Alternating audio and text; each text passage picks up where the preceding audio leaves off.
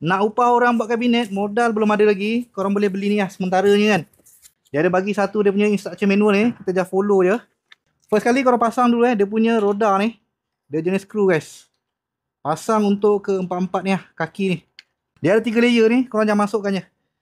Sini dia ada screw guys. Kita jangan masukkan, lepas tu kita screwkan Korang buat untuk ke tiga-tiga ni Okey, kita dah pasang 3 layer ni. Kita dah ketatkan lah. Dia ada bagi lengki, tapi aku menggunakan cordless ni. Untuk dia punya tiang tepi ni, dia ada satu lubang kat sini kan. Kita jangan masukkan. Okey, tiang kita dah pasang dua-dua ni. Dia ada jenis tempat jaring jari ni kan. Untuk dia punya ni, dinding dia.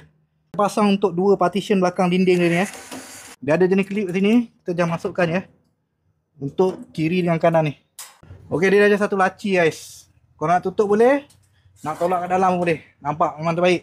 Dia satu tempat bakul kecil ni kan. Ada penyangkut belakang ni, kau boleh sangkut lah. Dia ada 1, 2. Tempat penyangkut ni pun ada guys. Ni pun kita sangkutkan ni.